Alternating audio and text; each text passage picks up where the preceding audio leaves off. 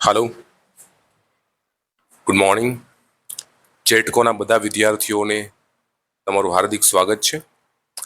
આજનો આ લેક્ચર છે એ યુટ્યુબમાં મુકાશે, બરાબર છે. અને આ જ લેક્ચર છે એ એડમિશન એપમાં તો ચાલવાનો જ રહેશે, રેગ્યુલર લેક્ચર હાલે છે, બટ આ લેક્ચર યુટ્યુબમાં મુકાવાનો છે. આજનો બેઝિકલી આપણો લેક્ચર છે કે ભાઈ ઇન્સ્યુલેટિંગ મટીરિયલ, જે ઇન્સ્યુલેટિંગ મટીરિયલ છે બરાબર, એને કઈ રીતના આપણે યાદ રાખવા. ઇન્સ્યુલેટિંગ મટીરિયલના ટેમ્પરેચરના જે ક્લાસ છે એ કઈ રીતના આપણે યાદ રાખવા. ઘણીવાર છે એમસીક્યુમાં છે પૂછાય છે, અને જેટકોમાં ચાન્સીસ છે 1-2 માર્ક અહીંથી આવી શકે છે, 1-2 માર્કના એમસીક્યુ અહીંથી આવી શકે છે, બરાબર છે. એક જ મિનિટ. સંદીપ કુમાર, હા સંદીપ કુમાર, એ આપણે કરી નાખશું. હા, એ થઈ જશે Sandeep Kumar, complete. Insulating material તમે ક્યારેય નહીં ભૂલો, એ રીતના હું તમને અત્યારે યાદ રખાવી દઈશ. ઇન્સ્યુલેટિંગ મટીરિયલમાં પ્રોબ્લેમ થાય છે ક્યારેક. હા, તો આજ પછી નહીં પ્રોબ્લેમ થાય તમને, બરાબર છે. આજ પછી નહીં પ્રોબ્લેમ થાય. સર, યુટ્યુબમાં તમે શું કામે અપલોડ કરો છો અમુક વિડીયો? બેટા, અમુક વિડીયો યુટ્યુબમાં અપલોડ કરવા પડે છે, સ્ટુડન્ટ્સને ખબર પડે કે આપણે આવી તૈયારી કરીએ છીએ એટલે. હા, આપણે ક્યાં આખો કોર્સ અપલોડ કરી દઈએ છીએ? હા, થોડા ઘણા વિડીયો અપલોડ કરીએ છીએ, જેનાથી આ બધા વિદ્યાર્થીઓને ખબર પડે ને, એટલા માટે. હા, ઓકે સંદીપ કુમાર, હા આજે કમ્પ્લીટ થઈ જશે. ઓકે, આજે તમને ઇન્સ્યુલેટિંગ મટીરિયલ આખું યાદ રહી જવાનું છે. હા.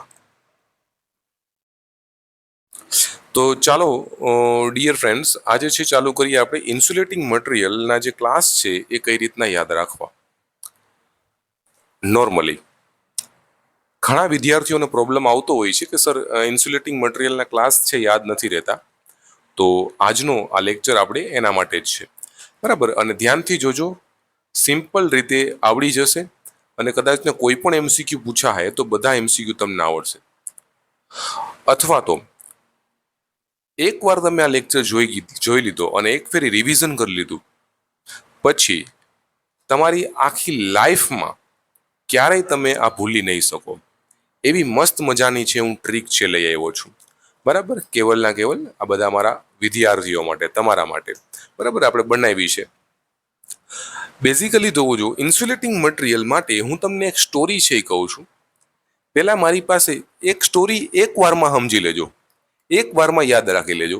મારી પાસે યશ આવ્યો 90 રૂપિયા લઈને, અને એની બેન એલિસા એ 120 રૂપિયા, 105 રૂપિયા લઈને આવી. ભેગી એની બેન એલિસા, એની બેન એન્જિનિયર હતી, એ 120 રૂપિયા લઈને આવી. બંને બેને છે 130 રૂપિયા ભેગા કરીને ફાફડા ખાવા ગઈ. ફાફડા એટલા ગરમ હતા 155 ડિગ્રી સેલ્સિયસ કે એનું મોઢું બળી ગયું. અને હોટલમાં હતા 180 જણા, અને છેલ્લે તો 180 કરતા વધારે હસવા લાગ્યા.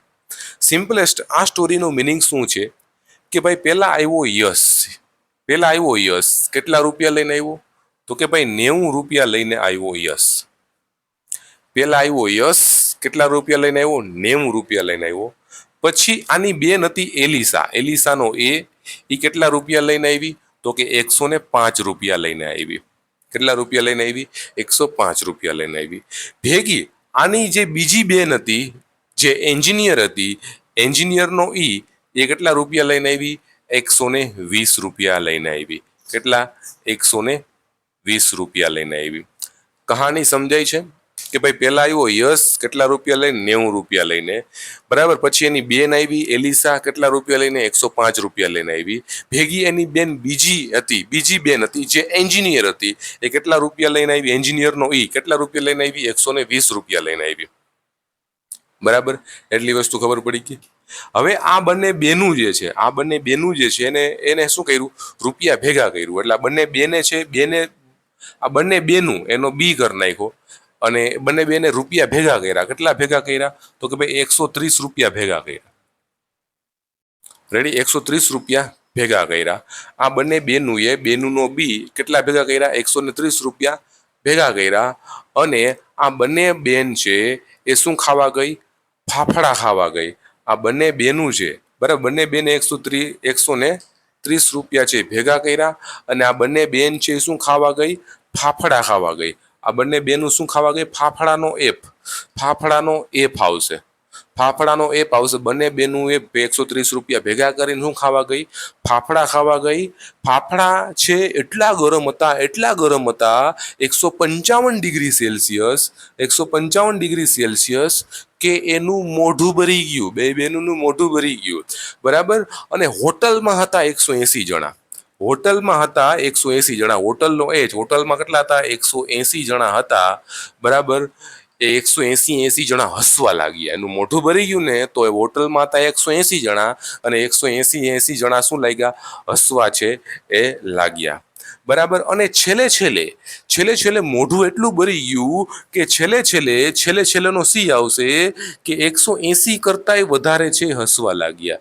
180 કરતાંય વધારે હસવા લાગ્યા. આ વધારાની સાઇન છે. આ આખું તમારું છે ઇન્સ્યુલેટિંગ ક્લાસ છે, આખું યાદ રહી ગયું તમારું. આ સ્ટોરીથી આખું છે ઇન્સ્યુલેટિંગ ક્લાસ છે એ યાદ રહી ગયું તમને. ઇન્સ્યુલેટિંગ ક્લાસ છે યાદ રહી ગયું. કઈ રીતે માય ડિયર ફ્રેન્ડ્સ? પેલા યશ આવ્યો.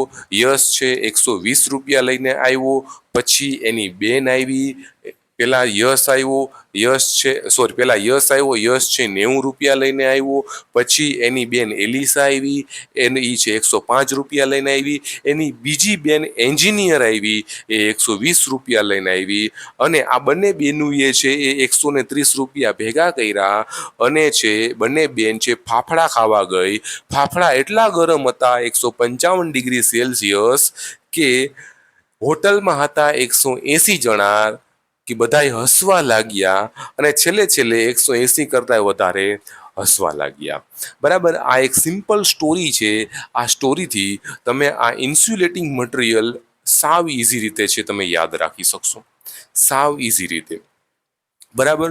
હવે હું આના MCQ સોલ્વ કરું એટલે તમને છે યાદ આવશે. અત્યારે ટ્રાય કરો કે યાદ રહી જાય કે ભાઈ યશ આવ્યો. પેલા યશ આવ્યો 190 રૂપિયા લઈને. યશ 90 રૂપિયા લઈને આવ્યો. એની બેન છે એલિસા હતી 105 રૂપિયા લઈને આવી. એની બીજી બેન એન્જિનિયર હતી એ કેટલા રૂપિયા લઈને આવી? 120 રૂપિયા લઈને આવી. બંને બેનું એ છે શું 130 રૂપિયા ભેગા કર્યા અને છે ફાફડા ખાવા ગઈ. ફાફડા એટલા ગરમ હતા 155 ડિગ્રી સેલ્સિયસ કે એનું મોઢું ભરી ગયું બરાબર. અને હોટલમાં હતા 180 જણા બરાબર. બધાય છે હસવા લાગ્યા અને છેલ્લે તો 180 કરતા વધારે હસવા લાગ્યા બરાબર. આ બેઝિકલી સ્ટોરી છે. હવે આના MCQ સોલ્વ કરીએ. એક MCQ એવો નહીં હોય કે જે તમને નહીં આવડતો હોય બરાબર. ચાલો હવે MCQ ની વાત આવે. ચાલો વાત કરીએ હવે આપણે MCQ પહેલો MCQ આવે છે ક્લાસ ઈનું તાપમાન જણાવો. ક્લાસ ઈનું તાપમાન, ઈ એન્જિનિયર હતું. એની બેન એન્જિનિયર હતી. કેટલા રૂપિયા લઈને આવી હતી? 120 રૂપિયા લઈને આવી હતી બરાબર. આમાં 120 રૂપિયા છે ક્યાંય? એની બેન એન્જિનિયર કેટલા રૂપિયા લઈને આવી હતી? 120 રૂપિયા લઈને આવી હતી. કેટલા રૂપિયા લઈને આવી હતી? 20 રૂપિયા લઈને આવી હતી. સોરી, અહીંયા 120 રૂપિયા છે બરાબર. તો તમારો સી ઓપ્શન છે એ સાચો ઓપ્શન છે કે ભાઈ એની બેન એન્જિનિયર 120 રૂપિયા લઈને આવી. કઈ રીતના ખબર પડશે? ડાયરેક્ટલી લખી નાખવાનું. કઈ રીતના? વાય છે એ 90 રૂપિયા લઈને આવ્યો હતો. યશ 90 રૂપિયા લઈને આવ્યો હતો.